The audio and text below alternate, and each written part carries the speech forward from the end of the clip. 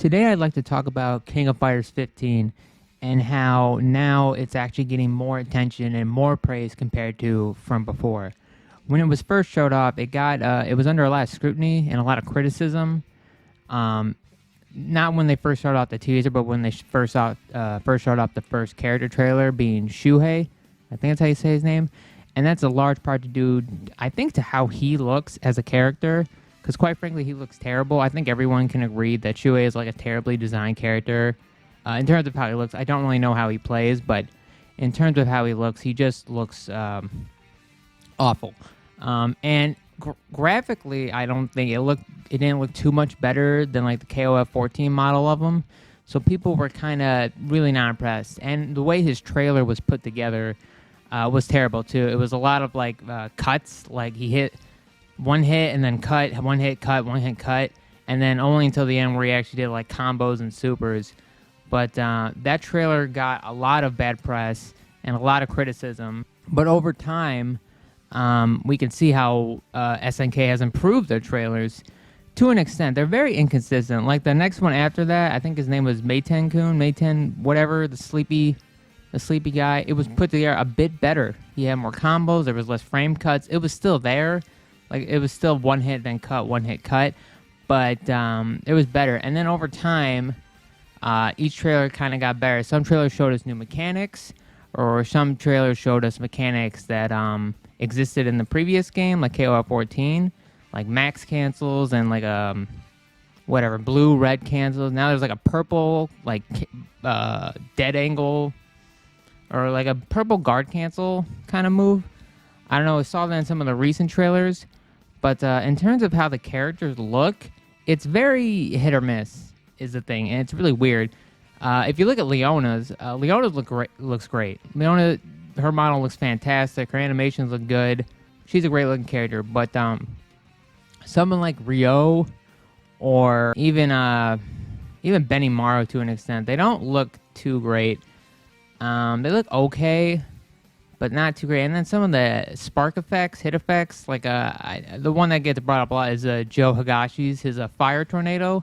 Those look terrible. Those look really bad. I'm not gonna lie. They maybe they'll improve that before the game comes out. It's supposed to come out this year, which is kind of surprising. I don't know if it will, but they said it was. But yeah. But the point I'm trying to make is everyone's excited now.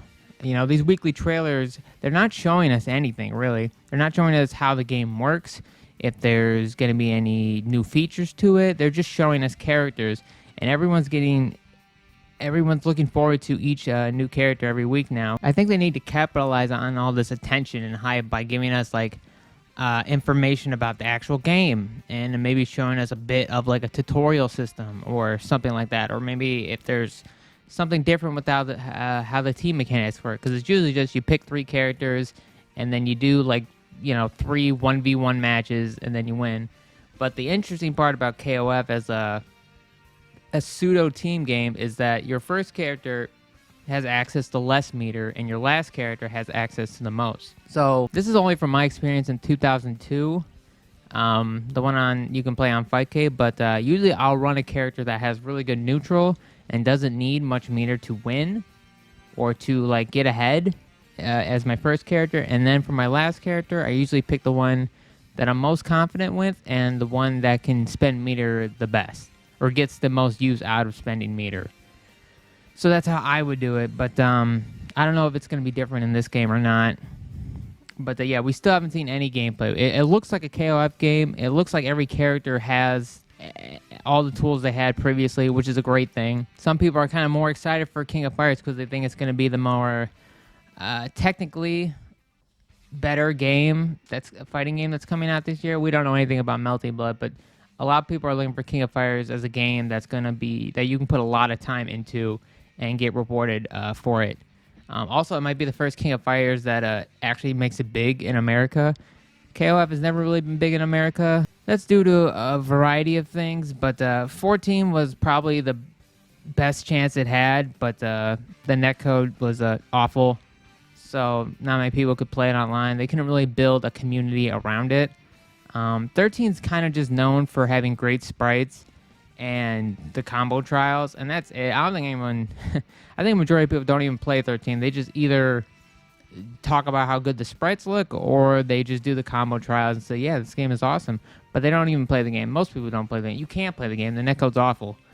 But, yeah. So, back to the graphics. Like I said, it's just inconsistent. Like, I don't understand. Like, some characters look more finished than others. Like I said, Leona and Mai, I think, looks okay. Clark looks fine. Kyo looks okay. But then it's like, Yuri looks a little weird to me. I don't know what it is. She looks weird. Shuei looks terrible. Who else was there? Man, there were so many trailers I can't even tell. Shermie and Chris look great. Yashiro, that whole team, Team Orochi, looks fantastic, to be honest. They look pretty good for what this game is. I mean, this game is not trying to be the best-looking game on the market. Yeah, it's so weird. Just some animations are inconsistent, too. It's like, I don't know what's up with that. Maybe that'll get worked out in the final product, but we don't know. But now on to the more important topic of will this game actually be playable online, and can SNK actually capitalize on all this hype surrounding this game is rollback netcode. They did say things like, they mentioned that they mentioned, it's funny because they mentioned, they're working on a rollback solution, but they didn't really confirm anything, like whether or not it's GGPO or it's in-house. They just said they're like working on it, so it's not really confirmed. And the problem, and this is what I think they need to do, similar to Strive, they need to have an open beta. They need to have an open beta where actual people that play these games can test out the netcode and see how good it is. I have a friend that lives in Texas, and we have played delay-based games before, and they're terrible. But when we played Strive, it ran great. So I'd like to think this is a pretty good test, at least for me, to see if the netcode's good. It's like if there was an open beta that was free to play for everyone, we could just play this and, get a good judge on whether or not the netcode's good or not. Because I want this to be good. Because now I put in a lot of time into KOF 2002. And, for as much jank and weird bullshit it has in the game, I've been having a lot of fun with it. And I like the variety of characters. I picked up Leona just because I saw her KOF15 trailer and found out I really like her in 2002. Even though I don't really play charge characters, I found out I really like her in 2002. It's really fun. But they need to make sure they get this right. They should. I mean, obviously they're aware that all the attention Strive is getting just because of the netcode. And even though Strive may be doing questionable things with the gameplay to some people, the netcode is godlike. They should be well aware of how well it's helping Strive's marketing out. But that's not it. They got to do other things, right?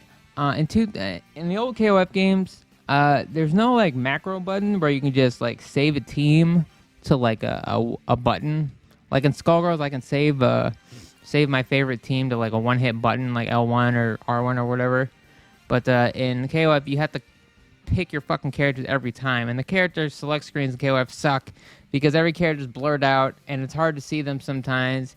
If you played it enough, you'll just know where they are, but it's kind of annoying, and it'd be better if there was just like a macro that you can just click and automatically it'll pick your team. Also, instant rematch.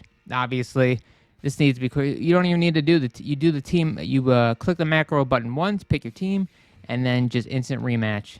And then like I said before, open beta, training mode, online training mode, frame data.